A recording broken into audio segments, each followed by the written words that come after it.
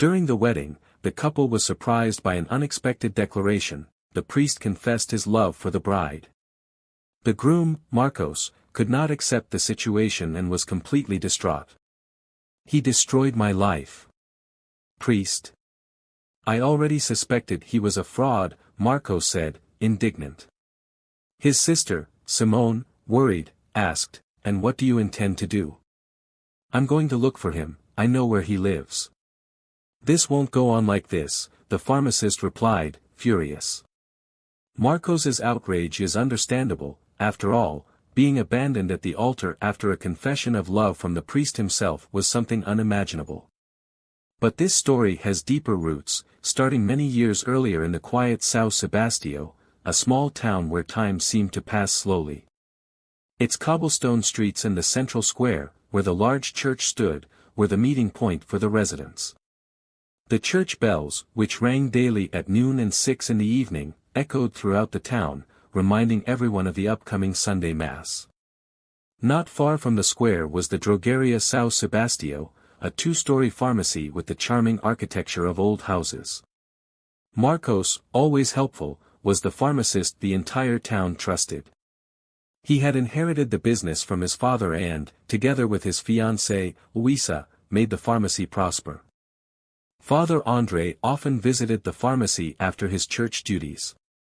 Tall and with an imposing posture, he exuded serenity, but inside he felt incomplete. While he offered guidance to others, he had no one to advise him except God. Marcos and André had been great friends since childhood, inseparable throughout their school years. However, everything changed when Luisa arrived in town as a teenager. She quickly caught the attention of the boys, and Marcos, always confident, did not hesitate to approach her. He told André that he was interested in her, and from that moment on, André kept his feelings to himself. Unable to compete with his friend, he chose to stifle his love. In his moments of solitude, now a priest, André reflected on his life and felt a latent pain when he remembered his school days. The decision to follow the religious life was his way of escaping a reality that seemed unbearable at the time, losing the love of his life and his best friend at the same time. Seeing Marcos and Luisa together was silent torture, and his refuge was to dedicate himself completely to the church. Even as the years went by, André was never able to forget what he felt for Luisa, now a dedicated and kind woman. She divided her time between the pharmacy and her passion for dancing, participating in regional performances. Marcos, on the other hand, was a man of established routines and believed that his choices were set, without imagining the conflict that unfolded in the heart of the priest he once called a friend. The pharmacy was thriving, and the wedding with Luisa was fast approaching. However, the strong friendship between Marcos and André, which once seemed unbreakable, had worn thin over the years. Now, all that remained was a shadow of the bond that once united them. André's decision to pursue the priestly life came at a difficult time, when the romance between his friend and the girl he had feelings for became unbearable. As the wedding approached, doubts began to haunt Luisa. Every meeting with André, every conversation about the preparations, made her heart race, awakening feelings that she tried to bury. Marcos, in turn, noticed the bride's excessive excitement when talking about the priest, which made an uncomfortable jealousy grow. Father André, in his nightly prayers, sought strength to face that situation. He knew that his position in the city put him in a delicate situation, but he could not stifle the feelings he had for Luisa. He constantly blamed himself for feeling something he should give up, but he couldn't help it. Marcos also began to question whether Luisa was really ready for marriage, and even whether he himself was ready. For the priest, every gesture of affection between the couple was a torment. The kisses, hugs, and smiles they exchanged left him consumed by silent jealousy and a feeling of guilt. One of those days, after a meeting about the details of the ceremony, André retired to the sacristy, kneeling before the altar. His eyes fixed on the crucifix as he tried to pray, but the words would not come. "Lord, what should I do?" he murmured, his voice echoing in the sacred place. Instead of an answer, thoughts of Luisa invaded his mind, memories of her dancing on autumn nights. Luisa, despite being excited about the wedding, felt increasingly insecure. She once asked Marcos, "Are you sure about this? Don't you feel butterflies in your stomach?" He, surprised, tried to reassure her with a smile, "Of course, my love. We've been together for so long, this is just the beginning." However, Luisa knew that, for Marcos, marriage seemed more like a step towards his goals than a true celebration of love. Meanwhile, Andre's behavior became increasingly strange. The idea of seeing Luisa marry not to him, but with his blessing, tormented him. The priest tried to control his emotions as the day of the ceremony approached, and the couple continued their routine between the pharmacy and the church, taking care of the final preparations. Finally, the wedding day arrived, shrouded in a gray sky, as if the weather reflected the tense atmosphere. The city of São Sebastião was silent, with only the sound of birds in the air. The church, decorated with white flowers and gold ribbons, was impeccable, waiting for the guests. However, inside, Father Andre still struggled with his feelings, unable to find peace. Andre was consumed by anxiety and exhaustion, which was reflected in his haggard appearance. His pale skin, sunken eyes and trembling hands betrayed sleepless nights. He took a deep breath, seeking a calm that seemed increasingly distant. "Lord, give me strength," he murmured, but even his prayers sounded empty. Meanwhile, Luisa, in a nearby room, was preparing for the big day, surrounded by friends, family, the photographer and the makeup artist. The bride, however, could not hide the anguish she felt, tormented by doubts and insecurities about what was to come. She even cried discreetly, but did not admit that they were tears of fear. At the church, the guests began to arrive, praising the impeccable decoration. "How beautiful those golden ribbons are," commented one woman, while another marveled at the flowers that looked freshly picked. As the godparents and family members entered, Father Andre took his place at the front of the pulpit, maintaining a calm demeanor, although inside he was in pieces. The groom, Marcos, was announced, and soon after, Luisa made her entrance. As the ceremony began, Andre could barely pronounce the right words, struggling to maintain his composure while his heart broke as he looked at Luisa. Suddenly, his voice broke, and he was unable to continue. Tears ran down his face, and silence fell over the church. I can't do this," he said, his voice low, but loud enough for everyone to hear. Eyes turned to him, and the stunned bride and groom tried to maintain their composure. Then, Andre looked directly at Luisa, and with unexpected firmness, he declared, "I love you, Luisa. I cannot conduct this wedding unless I am by your side as your husband." Shock ran through the place, leaving everyone paralyzed. Luisa's eyes widened, unable to say anything, while Marcos tried to understand what had just happened. Marcos, furious, rushed at Andre, throwing a punch that echoed throughout the church, leaving those present in shock. "Damn priest, are you crazy?" Marcos shouted, grabbing Andre by the collar. The guests watched in disbelief, while Luisa tried in vain to contain the aggression. Marcos, completely out of control, attacked Andre repeatedly. The priest, in turn, did not retaliate at any moment, accepting the punishment, aware that he had destroyed the marriage and, perhaps, his own life. "I can't continue as a priest," Andre muttered, taking off his collar and letting it fall to the floor. Luisa, in the midst of the confusion, ran out of the church, looking away from the guests, who stared at her in astonishment. The small and peaceful town quickly became a whirlwind of gossip after the incident.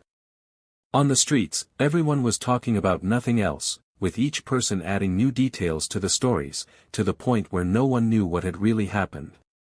Marcos, devastated, wandered around the city as if he were lost, trying to understand where everything had started to fall apart. He just wanted a chance to fix things, but Luisa, isolated in her thoughts, avoided any contact, seeking time and space to process the whirlwind of emotions she was experiencing. Meanwhile, Andre was also facing his own torment, not knowing how to move forward. Andre couldn't get Luisa out of his head. He knew that his actions had put her in a difficult position, but his desire to get closer to her outweighed any regret he felt. He spent days searching for information about her whereabouts, talking to mutual friends and people close to him until he finally found out where she was. Louisa had isolated herself in a country house, far from everything, trying to find clarity amidst the chaos of emotions that consumed her. Without hesitation, André got in the car and drove there, with a heavy heart and full of doubts. When he arrived, he was greeted by the silence of the surrounding nature. He took a deep breath before knocking on the door. Louisa soon appeared, her eyes red and tired, a reflection of sleepless nights and shed tears. "I'm sorry, Louisa," he began, his voice full of regret. "I know I put you in a difficult situation, but I couldn't continue with that farce. You have no idea of the torment I've been going through all these years." She looked at him silently, trying to decide whether to let him in, not just into the house, but back into her life. "I always knew you felt something for me, André," she said, her voice trembling.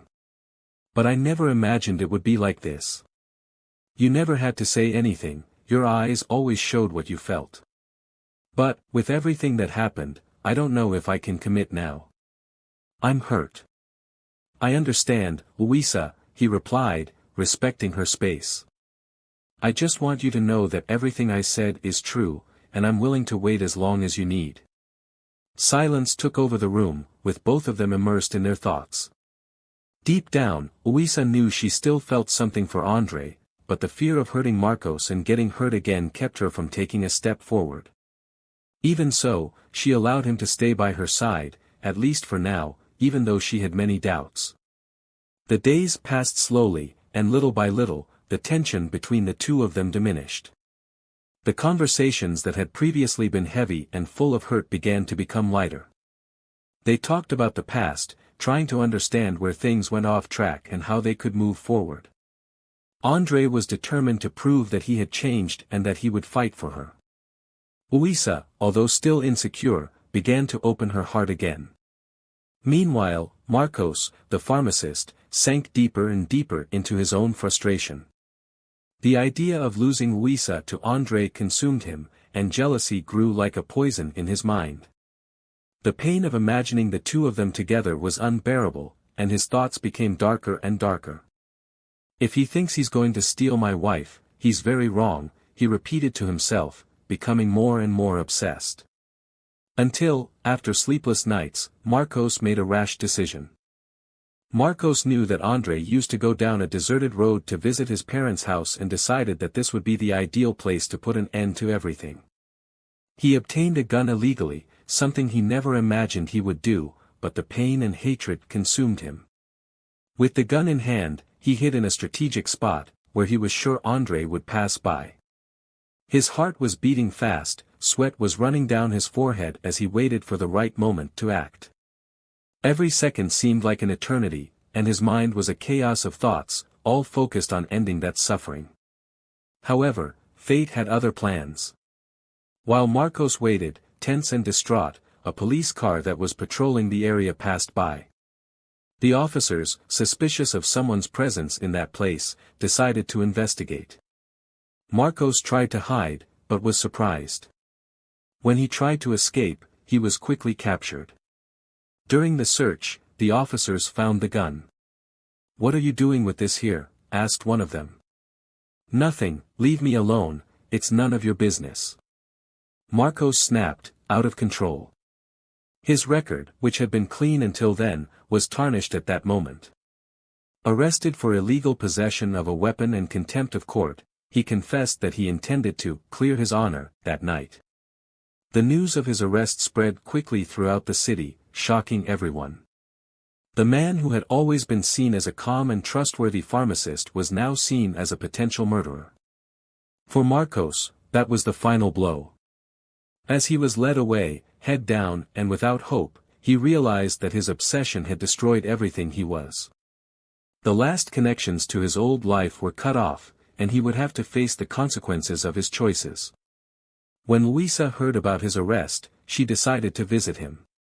She felt that he deserved a conversation, despite everything. However, when she arrived at the police station, she was met with verbal abuse and attempts at physical attack. Marcos insulted her with the worst insults, and at that moment, she understood that he didn't want her love, but rather control over what she represented. Over time, Andre and Luisa began to get closer again, despite all the obstacles. They were both willing to give each other another chance, although they knew it would come at a cost. Together, they decided to ignore the gossip and move on, while Marcos certainly wouldn't accept defeat so easily. If you liked this story, you'll definitely be moved by the next video that's appearing on your screen. Don't forget to subscribe to the channel, like it and activate the bell so you don't miss any news. A big hug and see you in the next exciting story.